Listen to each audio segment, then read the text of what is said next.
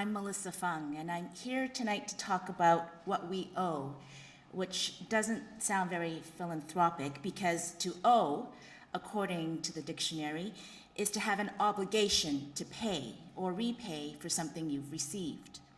But in reality, that word obligation is a really complicated one. So let me try to explain with 3 short stories, the first one being mine. 5 years ago, I was on assignment for the CBC in Afghanistan. My fixer, Shakur, and I were on the outskirts of Kabul, shooting a story on the thousands of refugees who had escaped the fighting in the south that year to move north. I planned on staying in Kabul for 3 or 4 days. My next stop after the refugee camp was going to be an orphanage that was being run by Canadians to do a story on children who had been abandoned or orphaned during the war. As I was leaving that refugee camp, a blue car drove up in a cloud of dust, and 3 men armed with AK-47s jumped out, pointed those guns at our heads.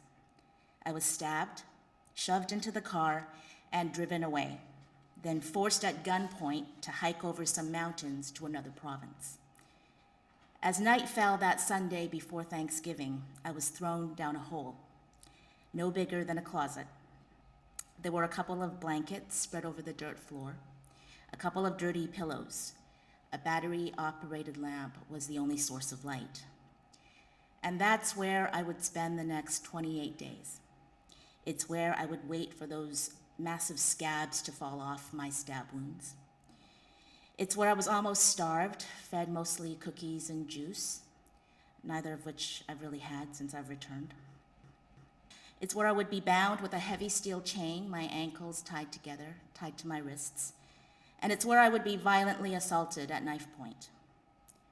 So it's hard to think that I could feel any obligation when I was finally released. To the Afghan authorities, I certainly felt gratitude. They were the ones who had tracked down my kidnappers and arranged for me to be released. They arrested the family of the head kidnapper and exchanged me for the mother. So to them, I felt gratitude, definitely. But I felt in debt as well. I felt I owed much more than a thank you. I owed that debt to the people at the refugee camp and the children at that orphanage whose stories I had gone there to tell that day and never made it. I came home to Canada and everybody was talking about what happened to me. A reporter should never, ever become the story. I had taken the spotlight away from those who needed it the most, and I was racked with guilt. So when I decided to write about my experience, I thought that the least I could do was to make sure that any money I made from writing it should go back to them. I felt I owed the people of Afghanistan at least that much, since I wasn't able at the time to go back and tell their stories. So in the last few years, I've been able to help a school in Bamiyan province build a computer lab where they've been teaching women and children to learn the computer skills we take so much for granted here. At this point, my publisher would like to say that if you went out and bought my book Under an Afghan Sky, I could probably buy more computers, but I'll just throw that in there. That's the first story. And that was a very personal example of what we owe, what I felt I owed. But I'm not the only one who feels that way, because the second story is about Captain Trevor Green, a really good friend of mine, who was attending a meeting of elders in Kandahar in 2006. He'd taken off his helmet as a sign of good faith, sitting around these leaders. And that's when he was attacked by an insurgent who put an axe into his skull, splitting it open. Trevor almost died.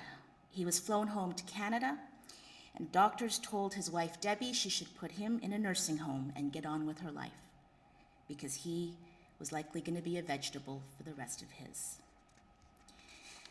The Greens refused to give up, and after years of therapy, learning how to walk, how to talk, how to do everything all over again, Trevor is doing amazingly well. He and his wife Debbie wrote a book about his journey back. Maybe there's a bit of a theme here. And with their proceeds, they've started a foundation to help educate teachers in Afghanistan. And that's his way of not just finishing his mission, but he feels he has an obligation to the Afghans he'd been working with over there, who believe that they could build a better country. The third story is about the Daw family in Kingston. Ren and Peter lost their youngest son, Matthew, in Afghanistan on July 4th, 2007. It was a terrible day. I remember I was there. Matt and 5 other Canadian soldiers and their Afghan interpreter were killed when their vehicle hit an IED. Ren had just talked to him a few days before. He had told her he was bonding with villagers, he was learning the local language, Pashto, and he felt he was making a difference. He really believed in his mission. Ren and Peter were shattered by Matt's death. He was their youngest son. He left behind a baby boy and a wife. More than anyone, they should have been angry and dismissed the mission in Afghanistan as a lost cause. After all, they lost their son. But that's not how they chose to deal with their grief, no. Instead, they now work tirelessly, volunteering their time with a Canadian NGO, Canadian Women for Women in Afghanistan, to help educate girls and train teachers. They feel they not only owe it to their son's memory, but also to whoever detonated that bomb that killed him. Ren says she doesn't know who killed Matt, but she knows what killed him: ignorance, poverty, the lack of education. And she says she will do whatever she can, however small, to break that cycle. Which leads to a bigger question, these 3 stories. What do we as a country owe the people of Afghanistan? We went in more than 10 years ago with a commitment to bring stability and security so that institutions like schools and courts could take root. And now, Canada and the rest of the international community is set to pull out in 2014. But I was just back in May, and the security situation there still is dicey. The Taliban are waiting, always, threatening, testing. Do not forget that these are the people who shot a little girl on a school bus because they don't believe girls should go to school. So what about our promise to the people of Afghanistan that we would help them get back on their feet? What will happen to the progress we've helped Afghans make in the last 10 years? The schools we've helped to build, the teachers we've helped to train, the girls we encourage to go to school. Some will argue that we have sacrificed enough. Why should we owe Afghans anything more? The lives of 158 Canadian soldiers, 1 diplomat, 2 aid workers, and 1 journalist, not to mention billions of dollars in aid money. Why should we owe anything more? But what about the families, the memories of those we lost there? Don't we as a country owe them something for their sacrifice? Something to make sure they were not lost for nothing?